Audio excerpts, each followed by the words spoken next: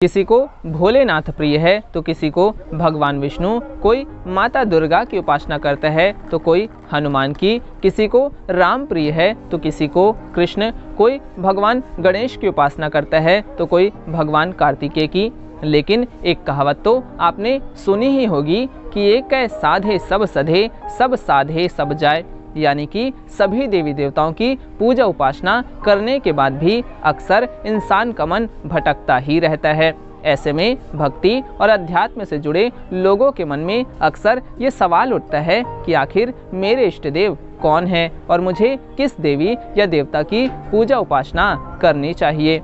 रामायण में माता पार्वती कहती है, जे ही कर मनोरम जा ही सन, ते ही सन काम, यानी जिसे जो अच्छा लगे उसे तो उसी से काम है। आज की इस वीडियो में मैं आपको बताने वाला हूं कि आप अपनी कुंडली देखकर कैसे जान सकते हैं कि आपके इष्ट देव कौन हैं। नमस्कार मित्रों, स्वागत है आप सभी का विजन एस्ट्रो में। वीडियो में आगे बढ़े इससे पहले यदि आपने अभी तक इस चैनल को सब्सक्राइब नहीं किया है तो इस चैनल को सब्सक्राइब कर घंटी के आइकन को दबाकर नोटिफिकेशन बेल को भी क्लिक कर ले ताकि आपको हमारी नई वीडियोस की जानकारी मिलती रहे। तो आइए जानते हैं कि आप अपनी कुंडली देखकर कैसे जान सकते हैं कि आपके इष्ट देव कौन है। स्क्रीन में आपको एक खाली जन्म पत्रिका दिखाई दे रही होगी।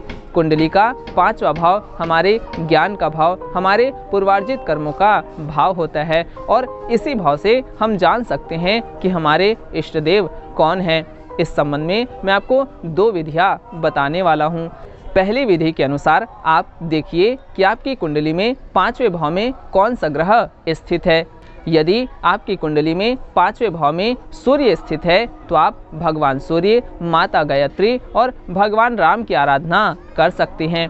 यदि आपकी कुंडली में 5वें भाव में चंद्रमा स्थित है तो आप भगवान शिव और भगवान कृष्ण की आराधना कर सकते हैं। यदि आपकी कुंडली में 5वें भाव में मंगल स्थित है तो आप भगवान हनुमान और भगवान कार्तिकेय की आराधना कर सकते हैं।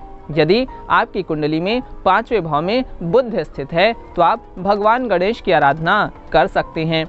यदि आपकी कुंडली में 5वें भाव में गुरु स्थित है तो आप भगवान विष्णु के किसी भी स्वरूप की आराधना कर सकते हैं, जैसे भगवान राम, भगवान कृष्ण, भगवान वामन, भगवान परशुराम आदि। इस तरह आप भगवान विष्णु के किसी भी स्वरूप की पूजा अर्चना कर सकते हैं।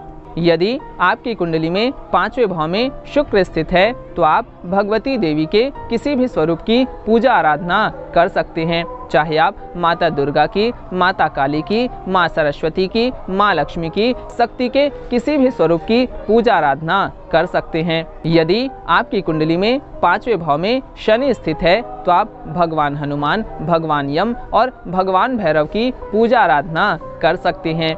यदि आपकी कुंडली में 5वें भाव में राहु स्थित है तो आप माँ सरस्वती, भगवान शेषनाग और भगवान भैरव की पूजा आराधना कर सकते हैं। यदि आपकी कुंडली में 5वें भाव में केतु स्थित है तो आप भगवान गणेश की पूजा आराधना कर सकते हैं। आइए अब जानते हैं दूसरी विधि। दूसरी विधि के अनुसार यदि आपकी कुंडली में 5वें भाव में कोई भी ग्रह स्थित नहीं है तो वहाँ कोई ना कोई राशि स्थित जरूर होगी। आप देखिए कि आपकी कुंडली के 5वें भाव में कौन सी राशि स्थित है। यदि कुंडली के 5वें भाव में 1 नंबर की राशि लिखी है तो आप भगवान हनुमान और भगवान कार्तिकेय की पूजा आराधना कर सकते हैं। यदि कुंडली के 5वें भाव में 2 नंबर की राशि लिखी है तो आप भगवती देवी के किसी भी स्वरूप की पूजा आराधना कर सकते हैं। यदि कुंडली के 5वें भाव में 3 नंबर की राशि लिखी है तो आप भगवान गणेश की पूजा अर्चना कर सकते हैं। यदि कुंडली के 5वें भाव में 4 नंबर की राशि लिखी है तो आप भगवान शिव, भगवान कृष्ण की आराधना कर सकते हैं। यदि कुंडली के 5वें भाव में 5 नंबर की राशि लिखी है तो आप भगवान सूर्य, माँ गायत्री और भगवान राम की पूजा आराधना कर सकते हैं।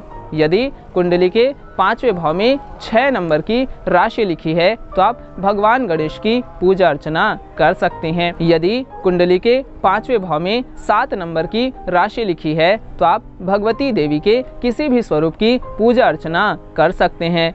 यदि कुंडली के 5वें भाव में 8 नंबर की राशि लिखी है तो आप भगवान हनुमान और भगवान कार्तिकेय की पूजा आराधना कर सकते हैं। यदि कुंडली के 5वें भाव में 9 नंबर की राशि लिखी है तो आप भगवान विष्णु के किसी भी स्वरूप की पूजा अर्चना कर सकते हैं। यदि कुंडली के 5वें भाव में 10 नंबर की राशि लिखी है तो आप भगवान भैरव, भगवान हनुमान और भगवान यम की पूजा अर्चना कर सकते हैं। यदि कुंडली के 5वें भाव में 11 नंबर की राशि लिखी है तब भी आप भगवान भैरव, भगवान हनुमान और भगवान यम की पूजा अर्चना कर सकते हैं। यदि कुंडली के 5वें भाव में 12 नंबर की राशि लिखी है तो आप भगवान विष्णु के किसी भी स्वरूप की पूजा अर्चना कर सकते हैं। तो मित्रों, अब तो आप जान ही गए कि आप अपनी कुंडली देखकर कैसे जान सकते हैं कि आपके इष्ट देव कौन हैं और आपको किस देवी या देवता की पूजा अर्चना करनी चाहिए।